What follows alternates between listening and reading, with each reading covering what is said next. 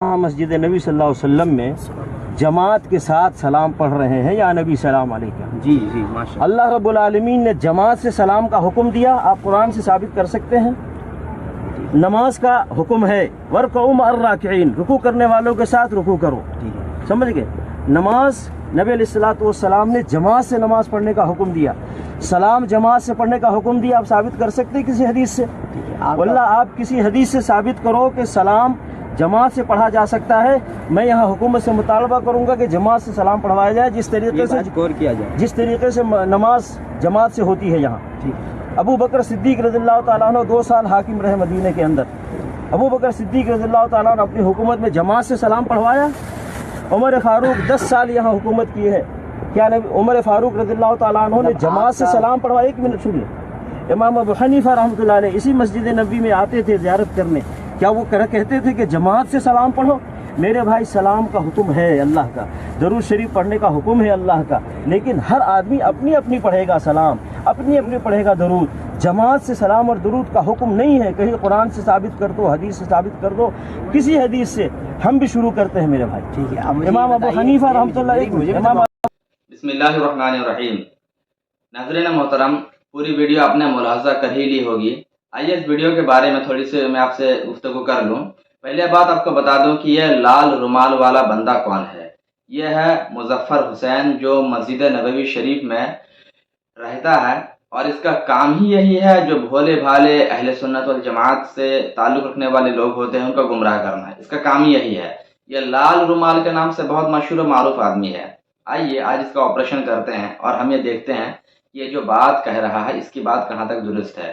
تو اس ویڈیو کے اندر ایک بھولے سے مسلمان بھائی کو، سنی بھائی کو پکڑتا ہے اور یہ کہتا ہے کہ جماعت کے ساتھ تم لوگ جو کھڑے ہو کر صلاۃ و سلام پڑھتے ہو اس کا ثبوت کہاں سے ہے؟ یعنی نبی کے بارگاہ میں صلاۃ و سلام اکیلے اکیلے پڑھو، جماعت کے ساتھ پڑھنا قرآن میں کہاں لکھا ہے، حدیث میں کہاں لکھا ہے، اور صحابہ نے کہاں اس کو پڑھا ہے؟ یہ کون سا طریقہ ہے پڑھنے کا؟ یہ ہے اس کا اعتراض۔ لیکن بیچارہ سامنے سنی بھولا مسلمان تھا، اس سے جواب نہیں بن پڑا۔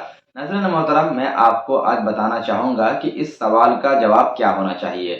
سب سے پہلی بات میں آپ کو یہ بتا دوں کہ قرآن پاک میں اللہ تبارک و تعالیٰ نے ارشاد فرمایا 22ویں پارے کے اندر، یا ایھا الذین آمنوا صلوا علیہ وسلموا تسلیما، یعنی اے ایمان والو نبی کی بارگاہ میں درود و سلام خوب خوب پڑھو۔ یعنی اللہ تبارک و تعالیٰ اور اس کے فرشتے بھی اپنے نبی کے بارگاہ میں درود و سلام بھیجتے ہیں، ہم جیسے عام انسانوں کو بھی حکم دیا جا رہا ہے کہ تم بھی پڑھو۔ اب ایک چیز دیکھیں، یہاں پر یہ کہا گیا ہے صلو علیہ وسلموا تسلیما۔ صلو علیہ کا مطلب ہوتا ہے نبی کی بارگاہ میں درود بھیجو، وسلموا تسلیما کا مطلب ہوتا ہے خوب خوب سلام بھیجو، یعنی خوب درود بھی بھیجو، خوب سلام بھی بھیجو۔ لیکن آپ مجھے ذرا بتائیے کہ یہاں پر کہیں اس بات کا ذکر آیا ہے کہ تم نبی کے بارگاہ میں سلام پڑھو، کھڑے ہو کر پڑھو، بیٹھ کے پڑھو، اکیلے پڑھو، پوری جماعت کے ساتھ پڑھو، صبح کو پڑھو یا شام کو پڑھو؟ کچھ بھی ذکر آیا ہے؟ کچھ بھی نہیں ہے۔ قرآن پاک کی اس آیت کریمہ میں درود و سلام کا ذکر مطلق آیا ہوا ہے، اور اگر یہ مظفر حسین اصول فقہ کو تھوڑا بہت بھی پڑھا ہے یا جانتا ہے تو اس کو معلوم ہوگا کہ فقہ کا رول یہ ہے المطلق یجری علی اطلاقہ، جو مطلق حکم ہوتا ہے وہ اپنے اطلاق پر جاری ہوتا ہے، اس کو کسی بھی شرط کے ساتھ ہم قید لگا کر اس کو مقید نہیں کر سکتے۔ جب قرآن کہتا ہے کہ نبی کے بارگاہ میں خوب خوب سلام پڑھو، تو پھر یہ تم نے کہاں سے نکال لیا کہ جماعت کے ساتھ پڑھنا یہ حرام ہے؟ قرآن میں کہاں لکھا، حدیث میں کہاں لکھا؟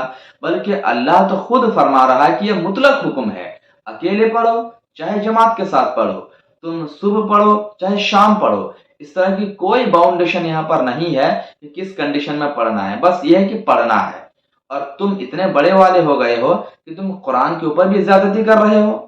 ارے وہ حدیث پاک جس کو اللہ کے رسول نے ارشاد فرمایا اگر وہ بھی قرآن کے مخالف ہو تو بھی اس حدیث کو لیا نہیں جائے گا، اور تم تو ایک عام انسان ہو، تو تمہاری حیثیت کہاں اتنی کہ قرآن کے مطلق حکم کو تم مقید کر دیتے ہو؟ اور ایک چیز جب وہ ثابت ہے، صلاۃ و سلام جب نبی کے بارگاہ میں پڑھنا ثابت ہے، تم بھی مانتے ہو کہ تم نے جیسے کہ ابھی کہا کہ اکیلے سلام پڑھ سکتے ہیں، جماعت کے ساتھ پڑھنا یہ منع ہے، तुम जैसे कह रहे हो। तो जब अकेले एक चीज को पढ़ना साबित है तो जमात के साथ पढ़ने में क्या मुज़ायका है, जमात के साथ पढ़ने में क्या प्रॉब्लम है। अब तुम कहोगे इसकी दलील कहाँ गई, भाई इसकी मिसाल तो ऐसे हो गई जैसे कोई कहे कि चिकन खाना हलाल है, चिकन खाना हलाल है। अब तुम ये कहो कि तुम्हारे बकौल तुम ये कहो कि ठीक है चिकन खाना तो हलाल है, किताबों से साबित है, लेकिन जरा ये बताओ आज जो चिकन चिल्ली बनती है या चिकन का आज जो चाप बनाते हैं या चिकन को फ्राई कर देते हैं, इसके जायज होने इसके हलाल होने की दलील कहाँ लिखी है। ये तो यही वाली बात हो गई ना। तो बिलाशुबा सामने वाला यही जवाब देगा कि जब चिकन खाना हलाल है तो चिकन का कोई भी आइटम बना लो, खाना बिल्कुल हलाल हो जाएगा, चाहे तंदूरी बनाओ चाहे चिल्ली बनाओ, सब कुछ खाना हलाल हो और जायज हो जाएगा। तो यही मिसाल यहाँ पर भी है कि जब सलाम पढ़ना, नफ्से सलाम पढ़ना हुजूर की बारगाह में जायज और दुरुस्त है और बाइस सवाब है, तो सलाम चाहे अकेले पढ़ो चाहे जमात के साथ पढ़ो, क्या प्रॉब्लम की बात है। लेकिन दर्द इनको इनके पेट में किसी और वजह से है, ये असल चीज नहीं है। इनको सलाम ही से चिढ़ है और खड़े होकर नबी के बारगाह में सलातो सलाम पढ़ने से इनको चिढ़ है। प्रॉब्लम यहाँ पर है, तो इसका इलाज यही है। लेकिन मैं आपको बताना चाहूंगा कि नबी पाक सल्लल्लाहु अलैहि वसल्लम की बारगाह में सलातो सलाम पढ़ना, वो भी खड़े होकर पढ़ना, ये आज का कोई नया काम नहीं है। ये हमारे बुजुर्गान दीन के जमाने से चला आ रहा है, हमारे बुजुर्गों के जमाने से चला आ रहा है। आप खुद उठाकर देखें अखबारुल अखयार, जो शाह अब्दुल हक मुहद्दिस दहलवी रहमतुल्लाह ताला अलैह के मायनास तसनीफ है। ये शाह अब्दुल हक मुहद्दिस दहलवी कौन है? ये वो अजीम हस्ती हैं कि जिन्होंने हिंदुस्तान में इल्म हदीस को फैलाया सबसे पहले, और हिंदुस्तान में आज जो भी इल्म हदीस पढ़ता है पढ़ाता है उसकी सनद जाकर शेख अब्दुल हक मुहद्दिस दहलवी से ही मिलती है, फिर उनके वास्ते से हिंदुस्तान से बाहर वो सनद जाती है। तो हर कोई अपने मकतबे फिक्र का हो चाहे देवबंदी वहाबी हो, हर कोई शेख मुहक्किक को मानता है। उनकी मायनस तसनीफ अखबारुल अखयार, और मज़े की बात आपको बता दूं, ये अखबारुल अखयार किताब का उर्दू में तर्जमा जो है ये देवबंदी लोगों ने ही किया है और उन्हीं के मकतबे से किताब छपी भी है। ये मजे की बात है। अब जरा देखें उस किताब के अंदर शेख मुहक्किक ने क्या लिखा है सलातो सलाम के ताल्लुक से। आप इरशाद फरमाते हैं, जब पूरी किताब को लिख लिया, अब शेख मुहक्किक फरमाते हैं, ए अल्लाह मेरा कोई अमल ऐसा नहीं है जिसे तेरे दरबार में मैं पेश करने के लायक समझूं। मेरे तमाम अमाल में फसाद नीयत मौजूद रहती है।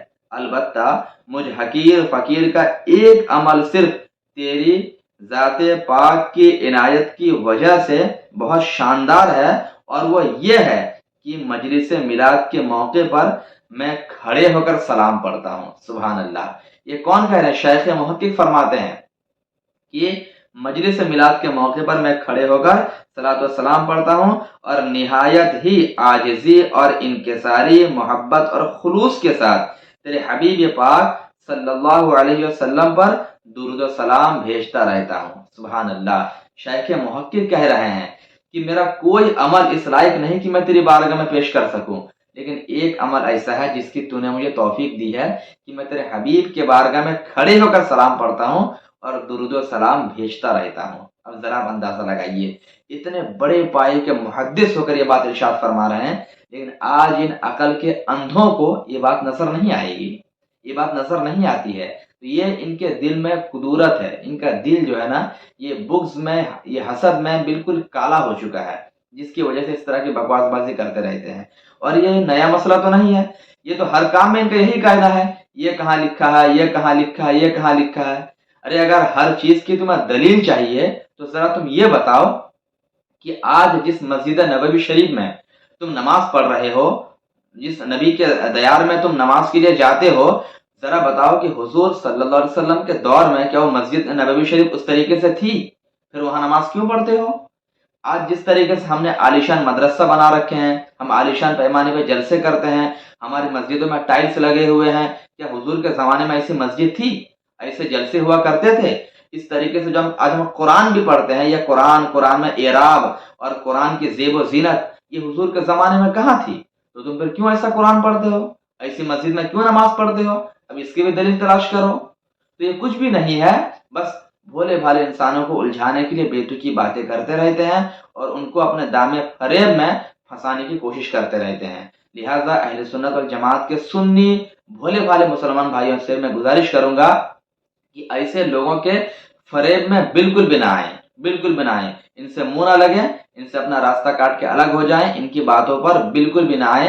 अल्लाह तबारक व तआला हम सबों को ऐसे धोखेबाज लोगों के धोखे से बचने की तौफीक अता फरमाए। अस्सलामु अलैकुम व रहमतुल्लाहि तआला व बरकातुहू।